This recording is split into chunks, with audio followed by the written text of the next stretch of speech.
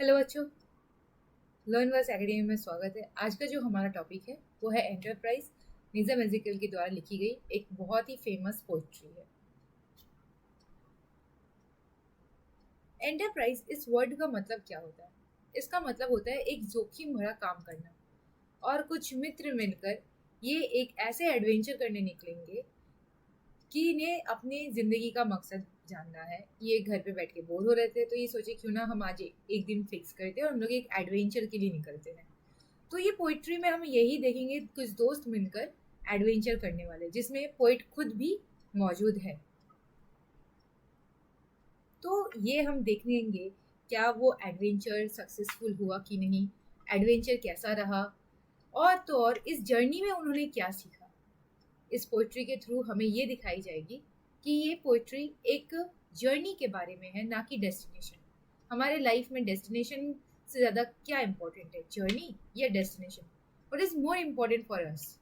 So after reading this poetry we are going to come a conclusion that what is more important. चलिए आगे बढ़ते हैं, poetry को देखते हैं और हम समझते हैं इस पोइट्री में हमें किस तरह का मैसेज निज़म एज़ेकियल के द्वारा मिल रही है।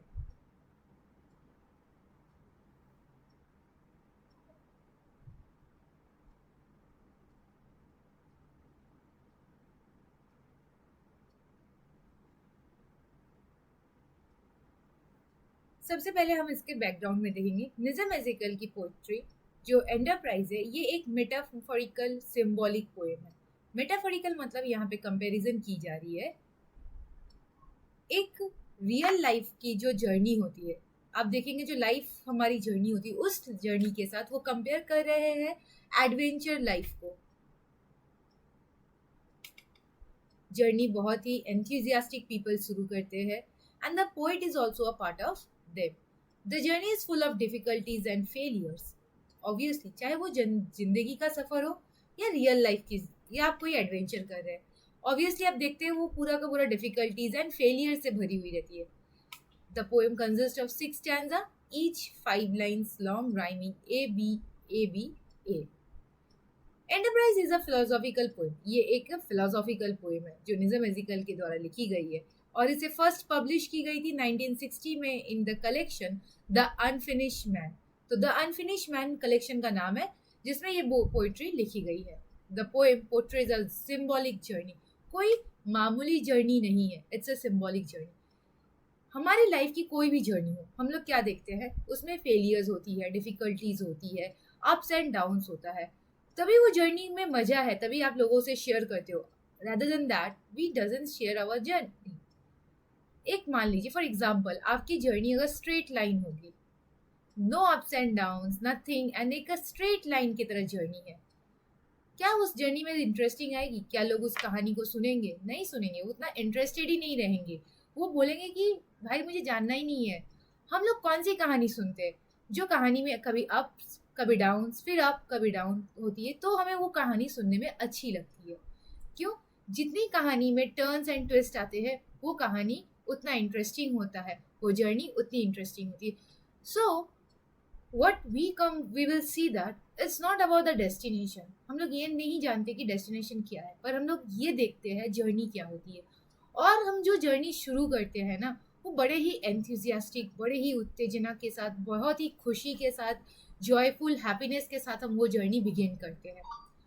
बट अल्टीमेटली क्या वो जर्नी सक्सेसफुल होती है? क्या वो जर्नी के एंड में जो वहाँ पे हमारा लक्ष्य था, जो डेस्टिनेशन था, वहाँ हम पहुँचते और वो किस तरह का अनुभव हमें होती है, किस तरह की फीलिंग हमें होती है? क्या हमें लगता है ये वर्थ इट थी या नहीं? The central idea, what was the central idea of this poetry? The poem conveys is that we tend to roam everywhere in life to get satisfaction in life by achieving so-called goal। हम life में हर जगह घूमते हैं, अपने आप को satisfied करने के लिए हम हर चीज़ देखते हैं, हर चीज़ पाने की कोशिश करते हैं और उसे हम लोग सो कॉल्ड गोल कहते हैं। बट क्या हमें अल्टीमेटली वो गोल अचीव होती है? क्या हम सेटिस्फाइड होते हैं? रियल सेटिस्फिकेशन, सुकून क्या है? But satisfaction is best attain at a home with your loved ones over that any goal. चाहे वो गोल कुछ भी हो, how lucrative it was seems lack lustered after it is achieve.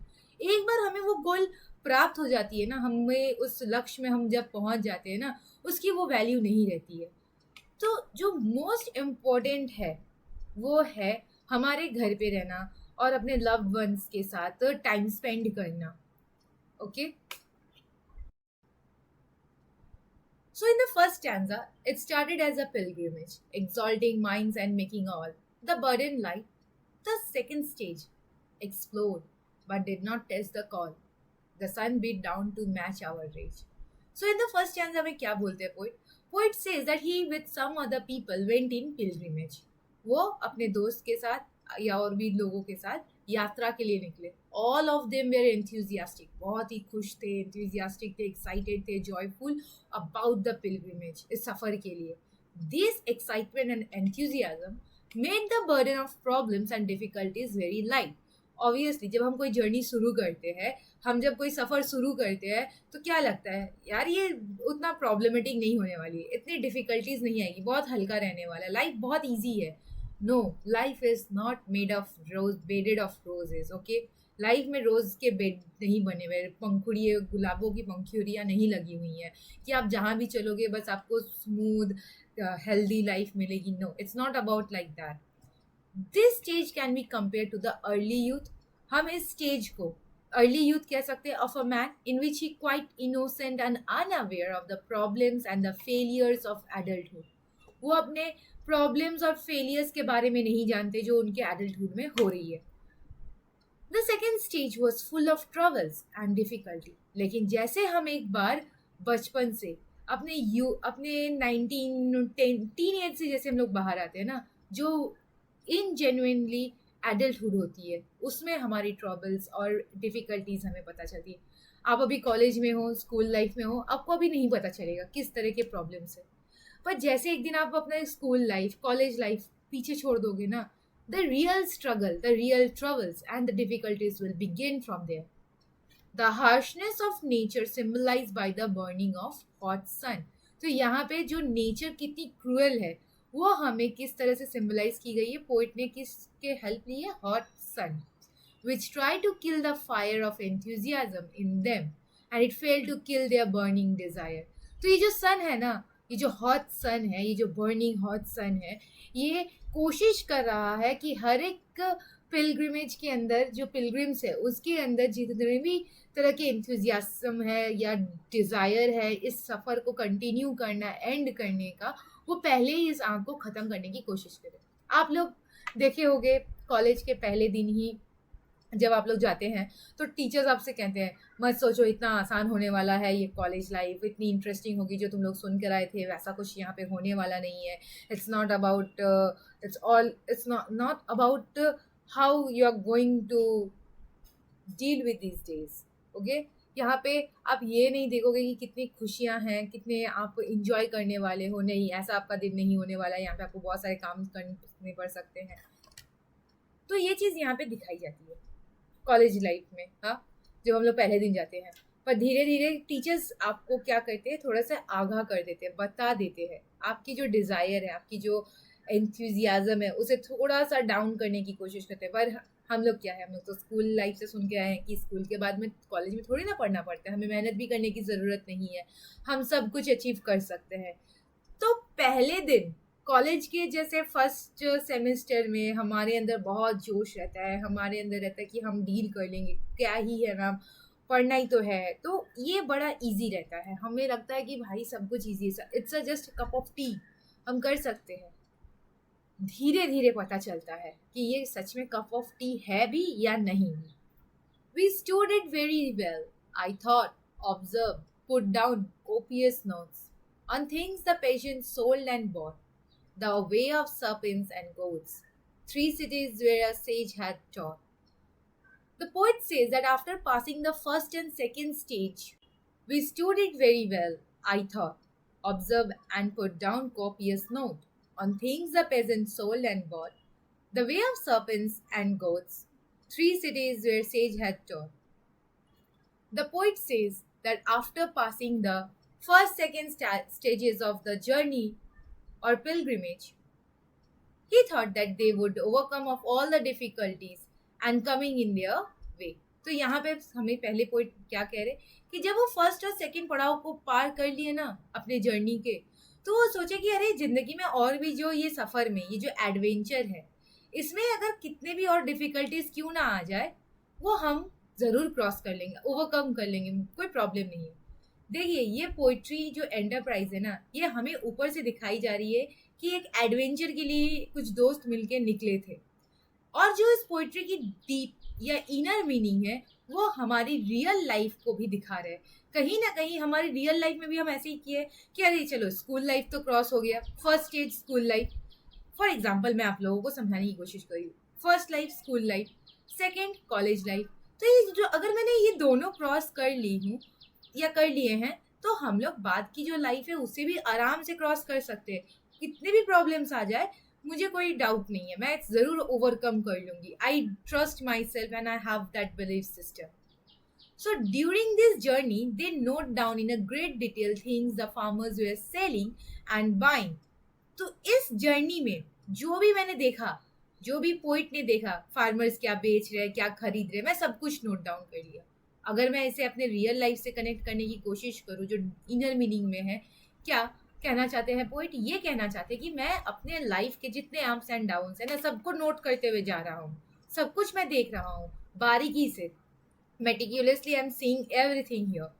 और देखने के बाद, मैं इसे नोट डाउन करने के बाद, मैंने कहाँ क्या गलती की, कहाँ मुझे गलतियाँ नहीं करनी चाहिए। Buying and selling means somewhere we shouldn't buy it, we shouldn't accept it, where we should reject those thinking. And they keenly noted down the ways of snakes and goats. मैं हर एक चीज को, चाहे स्नेक हो, gods हो, इस village में, इस सिटी में क्या क्या हो रहा है, मैं सब कुछ नोट डाउन अपने डायरी में कर रहा हूँ।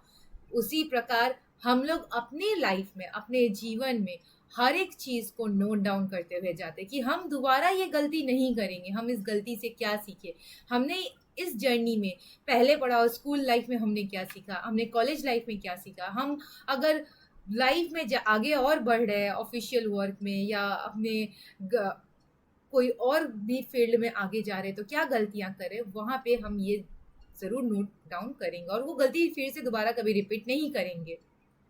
They observed the 3 cities where a hermit was teaching.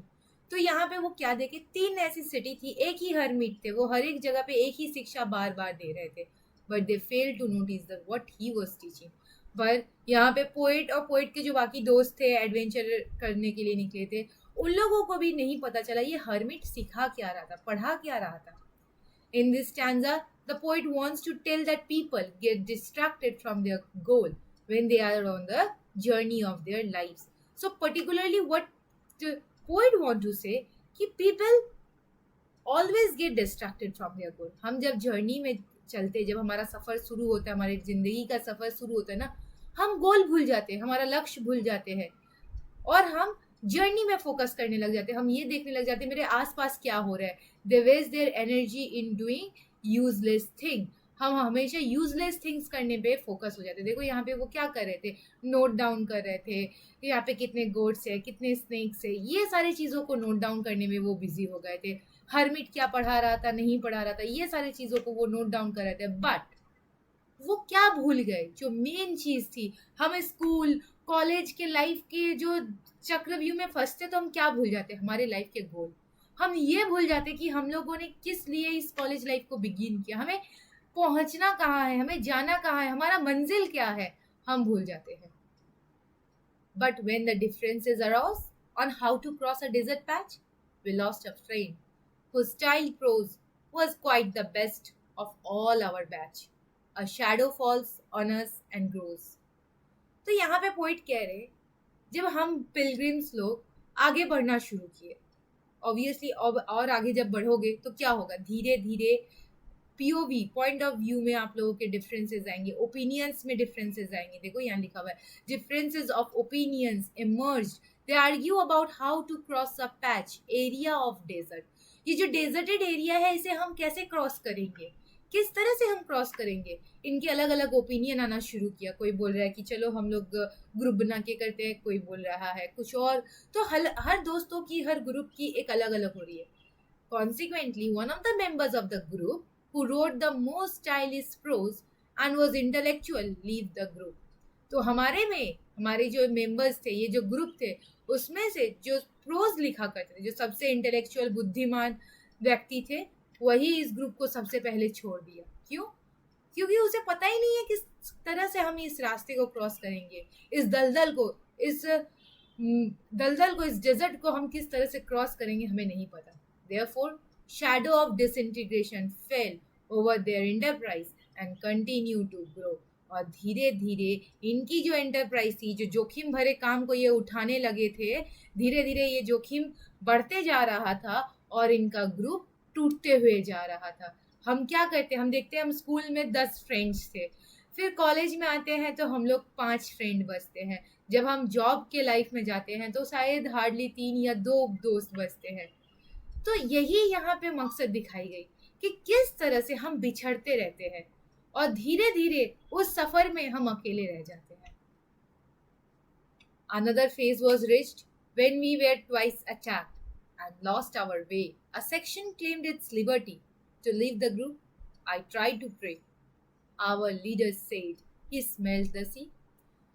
At the next stage of their journey, the poet says, we were twice attacked. तो इसी सफर में उन्हें 2 बार अटैक हो चुका उनके ऊपर। ये सफर में उनके ऊपर 2 बार अटैक हो चुकी है। और कौन अटैक कर रहा है? कोई ह्यूमन अटैक नहीं हो रही है, नेचर इन पे अटैक कर रहा है। It means either the pilgrims attack each other और some external force attack them. Obviously each other को तो करेंगे नहीं, वो एक्सटर्नल फोर्सेस ज्यादा कर रहे हैं। But pilgrimage has lost its spirit and real meaning. तो इस जो सफर, ये जो यात्रा हम शुरू किए थे, इनके अंदर जो इच्छा थी, स्पिरिट थी, जो रियल मीनिंग था, वो सब छूट गया। Then they lose their way. हम धीरे धीरे अपना रास्ता खोने लगे, हम उम्मीद छोड़ने लगे। And the poet feels helpless. हम अब लग रहा था हमारे पास कोई हेल्प नहीं आने वाली। Start praying when a section leaves the group. एक और सेक्शन हमारे ग्रुप को छोड़ दिए। The leader says that they were near the sea. और जो हमारे लीडर थे वो बोले, अरे हम तो समुंदर के पास आ गए हैं। And that is the destination was near. और इसी से हमें पता चला कि यही हमारा डेस्टिनेशन है, हम आ चुके हैं अपने मंजिल तक। तो जब हम एंड में आते हैं ना, जैसे मान लीजिए आप कोई सफर शुरू किए थे और आप एकदम एंड में आके हार मानते हैं, बस एक और step, 1 more step to go ahead, एक और स्टेप अगर आप जाओ तो आप अपनी डेस्टिनेशन पहुंच जाओ। ठीक है, बस एक स्टेप, एक कदम, हम यहीं पे हार जाते हैं, हम यहीं पे उम्मीद छोड़ देते हैं, हम यहीं पे हार जाते हैं। हम नहीं चाहते कि हमसे अब होने वाला है, क्योंकि हमारे पास ना हौसले रहते हैं, ना हमारे पास उम्मीद रहता है और ना ही हमारे पास इच्छा रहती है। हम इतने थक जाते हैं दुनिया से, समाज से लड़ते लड़ते कि हमारे अंदर वो इच्छा भी नहीं बचती है। लेकिन अगर आपके पास सही लीडर, और ये लीडर कौन है? सिर्फ ये लीडर कोई अगर मैं देखूं कोई मम्मी पापा या कोई टीचर, कोई दोस्त नहीं। कभी कभी आपको खुद की लीडर बननी पड़ती है। You have to become your own mentor. Your mind have to say this, okay this is the last step, this is the final step and there is nothing to do. बस ये आखिरी पड़ाव है, इसे हम पार कर लेंगे ना तो और शायद कोई मुश्किल हमारे लाइफ में नहीं आने वाली है। And this step is going to be the most valuable step in our life, because either it will change our life for timeless period or something we will learn from this period. We noticed as we went a straggling crowd of a little hope, ignoring what the thunder meant, deprived of common needs like soap. Some were broken, some were barely bent. So the poet says that as they approached, it was a false hope from the leader as they found nothing on their way. तो यहाँ पे जैसे हम पहुंचे ना, हमें कुछ देखने को नहीं मिला, वो उन्होंने, हमारे लीडर ने एक हमें फॉल्स होप दिया। They were now a group of aimless and hopeless wanderers. और इस सफर में जो हम कुछ लोग बचे हुए हैं, एमलेस, हमारे पास एम नहीं है, हम कहाँ जा रहे हैं, हम होपलेस, उम्मीद नहीं है। They were unable to hear the thunder. हमें अपनी इनर वॉइस भी सुनाई नहीं दे रही। थंडर का यहाँ का मतलब होता है, thunder here is used being as a metaphor, मतलब इनर वॉइस एंड सेल्फ, हम अपनी आवाज ही नहीं सुन पा रहे। They were now deprived of even ordinary things like soap. हमें ordinary thing भी नहीं चाहिए, ordinary चीज़ों की भी कोई value नहीं है। They were completely exhausted and could not walk, while some bent down in pain. हम इतने थक चुके हैं कि हम और चल नहीं पा रहे, और कुछ तो रास्ते में, बीच रास्ते में ही अपने आप को झुका लिए हैं, झुक गए हैं और वो चल ही नहीं पा रहे। देयर एंथुजियाज्म जो उत्तेजना बहुत पहले शुरू हुई थी, अब धीरे धीरे कहीं ना कहीं खत्म हो रही है, had faded away. The burdens were unbearable now, और ये जो बर्डन है इसे मैं बेयर नहीं कर पा रहे, हम कोई भी नहीं इस बोझ को और झेल पा रहे, it's not bearable.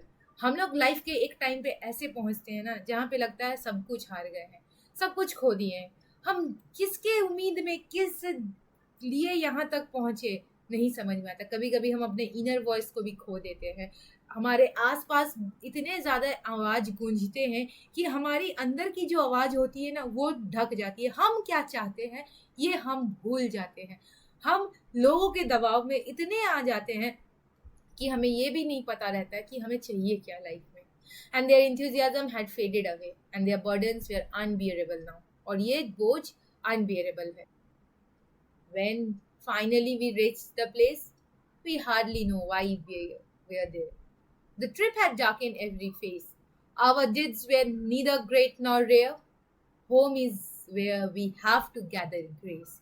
So, in this final stanza, the poet says, the pilgrims reached to their destiny. We all finally जो बचे कुचे थे, हम लोग अपनी डेस्टिनेशन तो पहुंच जाते हैं। The pilgrims were exhausted, tired, frustrated and having no joy. और इतना अगर एक कंटिन्यू आप वर्क कर रहे हो तो क्या होगा, आप एग्जॉस्टेड हो जाओगे, आप टायर्ड हो जाओगे, आप फ्रस्ट्रेटेड होगे और आपके अंदर कोई खुशी नहीं बची रहेगी। They wondered why they undertook a journey that seemed to be a meaningless now. मुझे तो हमें यही नहीं समझ में आ रही है, पोएट और पोएट के जितने भी दोस्त लोग हैं वो कह रहे हैं हमें तो यही नहीं समझ में आ रही है, हमने ये जर्नी शुरू ही क्यों की थी, हमारा मकसद क्या था, हमें यहाँ पहुंचने का इरादा ही क्या था, हमें नहीं पता इस जर्नी का मतलब क्या हुआ, इस डेस्टिनेशन में आके हमें पता नहीं चला कि क्या हुआ, पर इस जर्नी में मुझे बहुत कुछ सिखा दिया। Their faces were dark, nothing heroic was achieved. हमारे फेस जो है झुलसा गए हैं, धूप के कारण सूख गए हैं, काले पड़ चुके हैं, और हमें तो ये भी नहीं पता, nothing heroic was achieved, कोई ऐसा हीरोइक काम मैंने नहीं कर दिया। For the poet, living at home with inner satisfaction is the biggest achievement of all. Poet के लिए घर पे रहना असली सुकून है, और घर एक प्लेस नहीं होती, घर एक ह्यूमन होता है, एक आपके ह्यूमन हो सकते हैं, पर्सन हो सकते हैं, पीपल हो सकते हैं जहाँ पे आपको सुकून मिलती है। Home is not a place, it is a person who will not judge you at the end of the day, who will embrace you when you are vulnerable, they will embrace you when you are facing overwhelm, and home will be and that is why it is called home, not house. So home is the perfect place of getting a satisfaction. हम जो इतना भागते हैं, हम इतना दौड़ते हैं, at the end of the day हमें सुकून कहाँ मिलती है, घर पे आके ही मिलती है। चाहे वो आपके पेट के साथ हो, चाहे वो आपके फैमिली मेंबर के साथ हो, चाहे वो आपके दोस्तों के साथ हो, आपके लवर के साथ हो, आपके हस्बैंड वाइफ के साथ हो, पर असली सुकून वही मिलती है, घर पे, home. Hence the journey that started, जो जर्नी हम बहुत खुशी से एंथुजियास्टिक से शुरू करते ना, वो जर्नी कहीं ना कहीं ग्रीफ, डेस्पेयर, रिग्रेट, होपलेस से खत्म हो। सो बेसिकली इस पोइट्री का जो तीन है, जो तीन बहुत ही इम्पोर्टेंट आप कह सकते हो थीम है, पहला है home is a place of satisfaction. Home एक प्लेस है जहाँ पे आप सेटिस्फाइड होते हो, इसलिए पोइट ने लिखा है home is where you have to gather. तो home is a place where you have to gather grace. We may travel far and wide for success, हम भले ही बहुत दूर दौड़ते हैं, बहुत की सोचते हैं सक्सेस के लिए, लेकिन सच कहें सुकून तो, सेटिस्फिकेशन तो घर से ही शुरू होती है, हमारे loved one and near one से। Even those who seek God at pilgrimages, जो भगवान को ढूंढने के लिए यात्रा करते हैं, उन्हें भी तो भगवान अपने अंदर ही मिलते हैं, can find God within themself without wandering. यहाँ वहाँ ढूंढ कर कोई फायदा नहीं, भगवान तो आप ही के अंदर है। दूसरी, journey of life, life begins with enthusiasm, बहुत ही खुशी, हैप्पी, एंथुजियास्टिक के साथ शुरू होती है, धीरे धीरे प्रॉब्लम्स बढ़ती है, problem arise, people become confuse, हम कंफ्यूज हो जाते हैं, और कभी कभी हम अपना लक्ष्य से भटक जाते हैं। After achieving the life goals, Many people realize, बहुत लोगों को ये लगता है ये तो एक मामूली सी चीज थी, एक छोटी सी गोल थी, हम इसके लिए अपने वैल्यूएबल टाइम को खो दिए. Unremarkable. They reflect the common human experience of finding life's achievement and less fulfilling in old age. जब आप ओल्ड एज में बैठकर पीछे देखोगे ना तो लगता है कि यार ये तो बस एक मामूली सी थी, हमने अपने जिंदगी के सक्सेस के कारण हमने और जो बाकी चीज थे उसे एंजॉय नहीं किया. देखो, बाकी चीज एंजॉय करने का ये मतलब नहीं होता that you should explore people. No, I am not saying about exploring people, not the poet also saying about exploring people. Poet want to say explore the places where you never went. उस जगह पे जाओ जब वहाँ पे आपके कपड़े अभी भी नए हैं, वहाँ देखो, उस जिंदगी को देखो, लोग कैसे जी रहे हैं, कितने हर्डल्स के साथ जी रहे, कितने बैरियर्स हैं उनके लाइफ में. तो इस प्रॉब्लम को देखो. लाइफ को देखने का बहुत तरीका का होता है, बहुत सारे नजरिया होती है, उस तरह से देखो. United we stand, divided we fall. So इस पोइट्री के बिगिन में सब एक संग खड़े थे. United, unity makes challenges easier. जब हम एक रहते हैं तो चैलेंज बहुत इजियर हो जाता है. But division weekends a group. लेकिन धीरे धीरे जब ये डिवाइड होने लगते हैं ग्रुप, तो क्या होता है, हमारे अंदर जो विल पावर होती है वो कमजोर पड़ती है. एक कहावत ना रतन टाटा जी बहुत अच्छे बोले थे, अगर आप कुछ दूर तक जाना चाहते हो तो अकेले जाओ, लेकिन आप बहुत दूर जाना चाहते हो तो सबको लेकर जाओ. तो अगर जिंदगी में आपको बहुत दूर जाना है ना तो सबको अपने साथ लेकर चलना सीखना पड़ता है. So in the poem the groups unity breaks when a prose writer leaves. जैसे वो प्रोज राइटर छोड़ देता है, ग्रुप छूट जाती है. Followed by others claiming their liberty. बाकी लोग बोलते हैं हमें लिबर्टी चाहिए, हमें भी छूट चाहिए, हमें नहीं जाना है आपके साथ. So such division make the remaining members journey difficult. और वही लोगों को, बाकी जो बच जाते हैं उनके लिए डिफिकल्ट हो जाती है. When the group finally achieve its goal, जब वो ग्रुप अपने गोल पे पहुंच जाते हैं, ना ही उनमें कोई जॉय बचती है, ना ही कोई सेटिस्फिकेशन बचती है, क्योंकि उन्हें अल्टीमेट तो मिल ही गया है. जहां उन्हें पहुंचना था वो वहां पे पहुंच ही गए हैं. So the central message of the poem, we often roam everywhere in life. हम लाइफ में हर जगह घूमते फिरते रहते हैं सिर्फ गोल के नाम पे, टू फाइंड सेटिस्फिकेशन, जबकि ट्रू सेटिस्फिकेशन तो हमारे घर पे रहना है. नो मैटर हाउ अट्रैक्टिव और एम्बिशियस अ गोल में सीन. भले ही कितनी अट्रैक्टिव और एम्बिशियस गोल हो दिखे, पर इसे पाने के बाद लगता है ये एक तुच्छ, एक मामूली सी चीज हमें. लिटरेरी डिवाइसेस, यहाँ पे सिमिली जो यूज की गई है, जर्नी को बताया गया है. देखो, सिमिली में हमेशा देखोगे एज, लाइक, सो यूज किया जाता है, तो उसे हम सिमिली कहते हैं. जब आप दो ऑपोजिट आइडिया को कंपेयर करते हो उसे हम सिमिली कहते हैं. एलिट्रेशन, जहां पे आप देखोगे जो वर्ड्स है रिपीटेड साउंड ऑफ कॉन्सोनेंट होती है, उसे हम एलिट्रेशन कहते हैं. जैसे minds and making, we stood it very well, another phase was reach when we were twice attack and loss our way. यहाँ पे देखो डब्ल्यू बहुत बार यूज में है, तो इसे हम एलिट्रेशन कहते हैं, या कह सकते हो कॉन्सोनेंट साउंड बार बार. यहाँ पे देखो कोई भी साउंड में आपका वावल नहीं है, सब कॉन्सोनेंट है.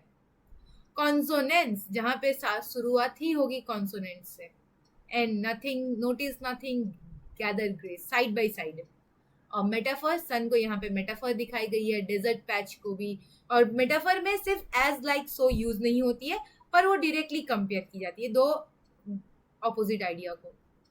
And are use for hurdles in our life और journey towards a goal. Similarly serpents, goats are metaphors for clever, full of evilness, and simple people respectively. So this whole poem is full of various symbols. Even the title, अगर देखिए इस कविता की खुद की जो title है, in itself can be seen as a symbol of any enterprise. कोई भी enterprise हो आपकी लाइफ में जिसकी एक specific goal है, the whole life itself.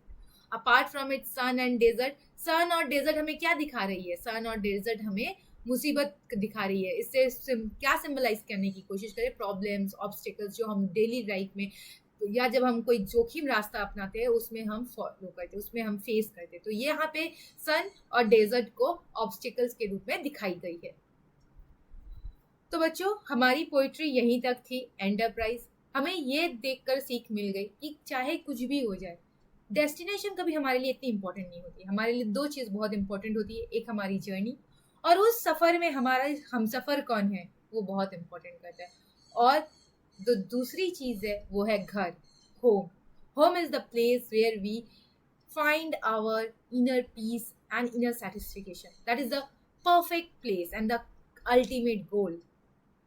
We in the search of आपने ये मत करो कि in the search of goal you don't enjoy the journey ना, क्योंकि जब आप लोगों को कहानी बताओगे ना, आप डेस्टिनेशन के बारे में नहीं बताते हो, देखो मुझे ये प्राप्त हुआ, मैंने ये हासिल किया, नहीं, आप ये बताते हो किस तरह से आपने इस जर्नी को शुरू की थी और तरह से आप इस जर्नी को ख़त्म किए, और इस जर्नी में आपने क्या क्या सीखा, इस सफ़र में आपने क्या क्या सीखा, आप ये बताते हो। बच्चों, अगर आप लोगों को इस पर्टिकुलर टॉपिक के लिए नोट्स चाहिए, प्रिंट आउट पीडीएफ फॉर्म में अगर आपको नोट्स चाहिए, उस नोट्स में आपको क्रिटिकल एप्रिसिएशन मिल जाएंगे, आपको थीम्स, लॉन्ग क्वेश्चंस, ऐसे टाइप क्वेश्चन आंसर्स मिल जाएंगे पीडीएफ फॉर्म में, और ये पूरी पोइट्री की समरी, टेक्स्ट, सब कुछ आपको मिलेंगे। तो आप अगर वो बाई करना चाहते हो, उसके लिए आपको बस 29 रुपीज़ पे करनी होगी, बहुत ज़्यादा नहीं, सिर्फ 29 रुपीज़ पे करके आप इस पूरे के पूरे नोट्स को बाई कर सकते हैं। होप, मुझे लगता है आपको इस पोइट्री को बहुत पसंद आई है। अगर आपकी और भी कोई क्वेरीज है, कोई और पोइट्री के बारे में अगर आप चाहते हैं मैं वीडियो लाऊं, तो प्लीज़ कमेंट करके ज़रूर हमें बताइएगा, और लाइक शेयर ज़रूर कीजिएगा और सब्सक्राइब करना मत भूलिएगा। Thank you for the class.